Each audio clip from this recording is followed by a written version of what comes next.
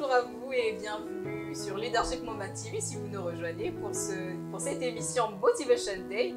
Je suis Passée sur ce plateau, je suis en très bonne compagnie. À ma droite, j'ai Marmise Lusapa, bonjour. Bonjour Bénédicte. Et de l'autre côté, j'ai Christelle Malassa. Bonjour Christelle. Bonjour Bénédicte. Vous allez très bien, j'espère. Oui, très bien, merci. Et toi?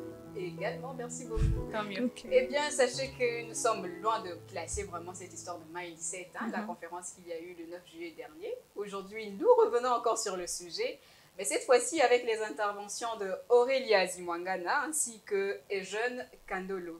Nous allons commencer avec Aurélia qui nous a fait part de son vécu par rapport à son parcours, son cursus académique où elle a eu à rencontrer pas mal de difficultés. Mais nous avons quand même eu à tirer des leçons par rapport à cette expérience. Et Christelle, tu vas nous en dire quelques-unes des leçons. Oui, je le dirai. Alors, j'aimerais commencer par introduire Aurélia par cette phrase. Tu sais, vous savez, chaque gloire emmène toujours une croix. Aurélia, la CEO de Trisomix Home, ne pensait pas qu'en étant à l'université, elle allait faire face à ces problèmes. Oui. Alors, déjà, en étant à l'université, elle était toute joyeuse. Elle se disait que, OK, ça va aller, je veux passer, j'aurai pas de problème. Mais par après, il y a eu cette croix-là qui est arrivée. Cette croix qui a fait en sorte que cette croix peut être les difficultés, les incompréhensions, peut être aussi un professeur qui ne veut pas à ce que tu puisses passer des classes, te bloque à chaque instant sans pourtant est-ce que tu puisses faire quelque chose de mal.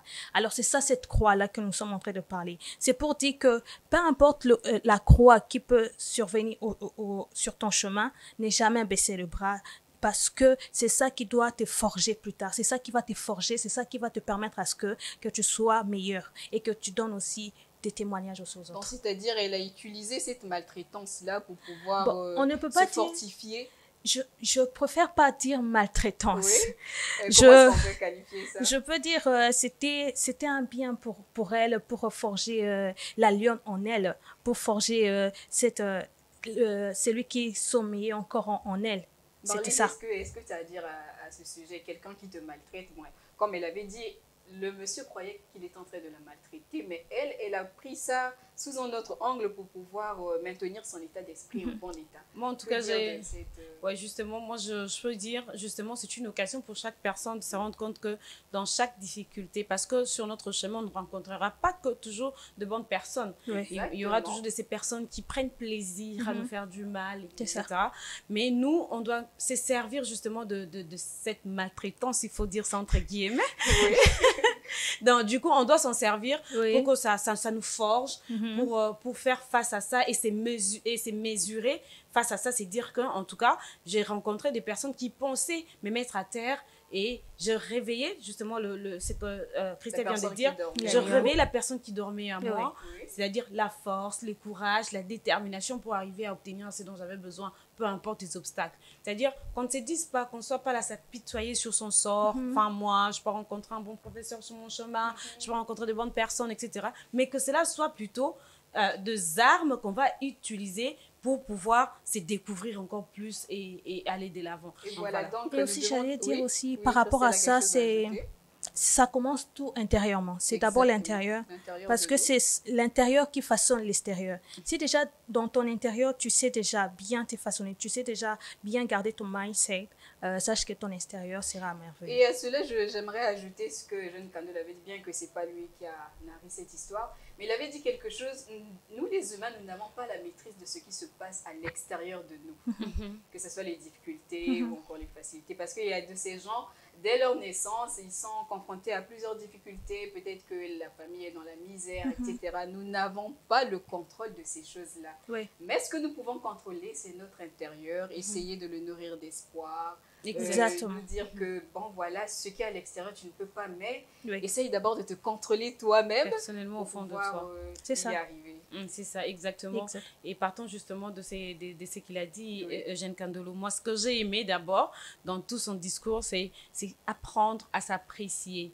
Beaucoup de gens ont du mal à s'apprécier et du coup, on a l'impression que les autres sont mieux que nous. Exactement. Il a qualifié ça de la psychologie du succès pour ne pas de couper la parole. Voilà, c'est comme ça qu'il appelait ça, la psychologie du succès. Alors, justement, comme j'étais en train de dire, on voit que l'autre est mieux que nous. parce qu'on n'a pas le temps de pouvoir se poser des questions sur soi-même. C'est demander qui suis-je, qu'est-ce que je peux faire, qu'est-ce que je peux apporter. Et quand on passe plus de temps à regarder ce que les autres font, on a l'impression d'être moins, on a l'impression de ne pas parvenir, de ne pas être à mesure et tout ça. Et voilà, ça, c'est déjà la première arme contre vous-même. C'est-à-dire, vous vous détruisez, vous vous fragilisez. Oui. Et du coup, face à certaines situations, vous ne saurez pas ressortir le meilleur de vous-même. Donc, du coup, chaque personne qui nous suit en ce moment doit d'abord apprendre à s'apprécier, à sa juste valeur. Enfin, je suis noire, oui, j'accepte que je suis noire. Je suis brune, oui, j'accepte que je suis brune. Je suis handicapée. Oui. Handicapée, j'accepte que je suis aveugle. Enfin, maintenant, on va se poser des questions. Avec ce que j'ai, qu'est-ce que je peux apporter? Et certainement, on va toujours apporter quelque chose. Et aussi, ce que je me dis, c'est que n'aie jamais négligé tes faiblesses. N'aie jamais négligé cela. C'est comme Marie-Lise a dit, à s'accepter tel que je suis. Tu sais, si tu t'acceptes tel que tu es, peu importe ce que le gens pourra dire, ça sera genre du bruit autour de toi, ça sera du bruit qui ne va jamais... qui ne va jamais détruire quelque chose dans ta vie. Alors, il faut savoir s'accepter tel qu'on est. Surtout les faiblesses, là, ces petites faiblesses que tu t'es dit que c'est impossible pour moi, c'est difficile.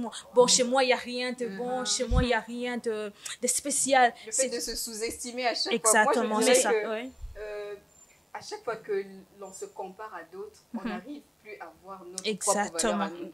C'est ça. Il y a une sorte de manque de confiance qui naît en nous, on perd l'estime de soi et ça nous détruit à petit feu. Exact. Et ça, c'est vraiment un danger. Vraiment un danger. Notre épanouissement. Et malheureusement, il y a certaines personnes qui disent le fait de s'apprécier soi-même, c'est du narcissisme. Et du coup, en fait, on va dire que tu t'aimes tellement trop. De l'orgueil. Dire vrai. Je préfère. Je préfère en fait m'aimer. Je préfère. Parce que c'est de la fierté saine. On est fier de ce qu'on fait. Du moment où tu sais que tu fais bien une chose, tu te dis ah oui, Bénédicte, félicitations, vraiment t'as assuré. Ah oui, c'est ça. Ce n'est pas du narcissisme. C'est ça. Souvent, il faut savoir s'admirer. Tu vois, si tu es devant le miroir, si le miroir te dit Christelle, tu es belle, Christelle, tu as tes capacités, Christelle, tu peux y arriver. C'est ça. N'attends pas toujours que les autres viennent te le dire. Oui, c'est pas que je néglige le genre, non.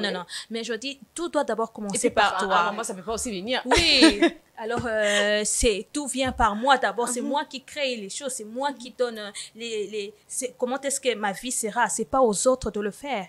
C'est à moi. Et nous allons aussi essayer de décortiquer cette citation toujours de Ejon Kandelo qui dit, je cite, « Nous devenons ce que nous faisons des situations qui nous arrivent. » Quel commentaire dire dessus? Exact. Nous devenons ce que nous faisons des situations qui nous exact. arrivent. Alors, il y a des situations qui peuvent nous arriver, des situations malheureuses, des situations pas bien. En fait, c'est ce qu'on n'a pas attendu de nous-mêmes. Et c'est nous-mêmes à savoir ce qu'on peut en faire. Peut avoir une personne qui a reçu un grand choc dans sa vie, mais comment est-ce que tu en fais au fait? Et un grand choc qui t'arrive dans la vie, tu te laisses abattre, tu te laisses faire, tu te laisses aller, tu t'appuies sur ça et tout, et après tu deviens justement une personne malheureuse, frustrée, et à la fin, tu fais rien. Mais quand une situation t'arrive, cela doit plutôt te rendre fort. On dit toujours, ce qui ne tue pas rend fort, forcément. Donc, du coup, quand une situation t'arrive, c'est à toi de travailler là-dessus. Alors, quand tu t'appuies sur ton sort pour dire que, en tout cas, moi, telle chose m'est déjà arrivée, donc je ne peux plus essayer. Ça, c'est ton problème, c'est ton choix, tu le fais. Et tu deviens justement de par la situation qui vient de t'arriver. Mais si tu te dis, puisque ceci m'est arrivé, mais que j'ai survécu, alors je peux encore essayer et les choses vont bien aller pour moi. C'est pourquoi d'ailleurs, toujours le jeune Kandelo, je crois, il avait dit, si tu penses que tu vas abandonner, eh bien ne commence pas. Mais dès lors que tu as déjà commencé, peu importe ce qui va t'arriver, faut foncer.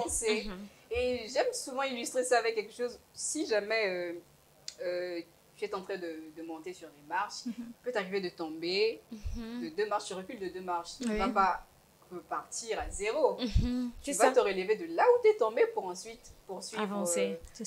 Ta marche. Donc, on doit faire très attention.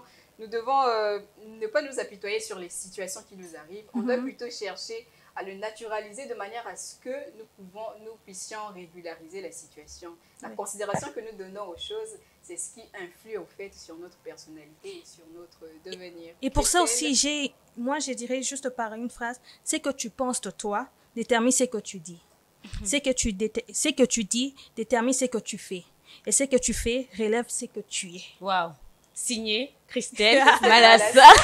Oui. Merci beaucoup pour la c'était vraiment waouh. Alors, un petit commentaire sur ça. Un petit commentaire, déjà, c'est que tu es. Déjà, à la fin, ce que j'aime, c'est à la fin, Oui. ce que tu fais relève ce que tu es. Oui. Alors, c'est d'abord toi. Tout commence, c'est toi d'abord. C'est pas les autres. Il faut se dire, c'est toi, c'est moi d'abord. Les autres viendront faire que c'est que moi, j'ai déjà posé comme fondement et m'aideront à savoir comment est-ce que je dois avancer, comment est-ce que je dois me foncer encore vers les bonnes choses. Mais d'abord, c'est toi d'abord qui a ces fondements. La clé, c'est chez toi.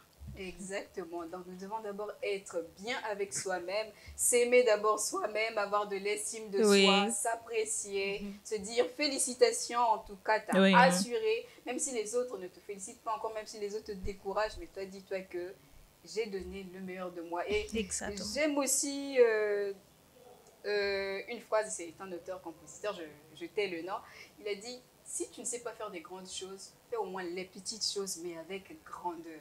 Dans le peu que toi tu sais faire, fais-le avec tout ton cœur et apprécie tous les succès que tu vas devoir connaître, comme l'a dit jeune Kandolo. Mais Bénédicte aussi, il y a une chose aussi, il faut savoir aussi noter aussi tout ce que tu fais. Je préfère tout ce qu'on est en train de faire, que tu notes c'est là, que ça soit bon ou mauvais, que tu saches noter que non, ce que j'ai fait ici, ça c'est bien, et ici je dois corriger. Et ça te permettra. Une sorte de bilan de. Oui, de bilan, c'est ça, de ce que tu fais. Ça sera meilleur et ça te permettra de voir comment est-ce que tu dois avancer plus tard. Exactement. Franchement, c'était un plaisir d'être en votre compagnie. Vraiment. Nous y voilà maintenant à la fin de notre émission Motivation Day. Et surtout, abonnez-vous sur notre page Facebook, mais aussi sur notre chaîne YouTube pour ne rien rater de toutes nos émissions et même l'intégralité de cette émission d'aujourd'hui. Mais pour ce jour, nous vous disons au revoir et à la prochaine avec le même plaisir. Au revoir.